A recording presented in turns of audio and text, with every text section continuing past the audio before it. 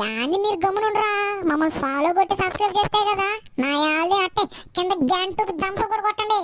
మాకు మూడు గుమ్మాలు దించేస్తాం నిలవన. సరేగానే ఇంకెళ్దాంలే మనం వీడియోలకి. ఏమరా బావా చాలా రోజులు కనిపిస్తావా? ఏం సంగతులు, ఏం విశేషాలు ఊర్లో ఎట్టుండవు? మావా నేనేమో బాగున్నాను కానీ ఏమన్నా విశేషాలా? నీ పక్కింటి సుబ్బడు పండుగ పోతున్నాడు అంటారు నాయన. ఓయేమో ఓరే అట్నా ఒరే ఈ కట్టుల్లో ఆ పిల్ల డజన్ వినపోద్దా?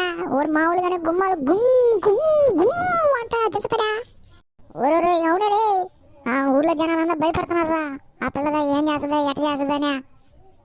సరే కానీ మీ ఇంటి పక్కన అంకల్ ఏమైంది పరిస్థితి?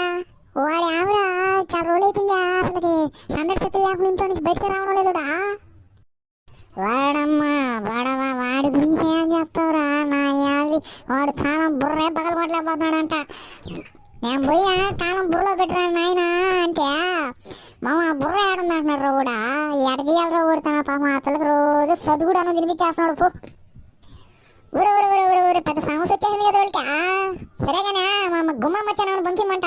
గుమ్మాలు గుమ్ గుమ్ గుమ్ అని దించుతాడా? ఏతకి డజన్ వస్తాయా?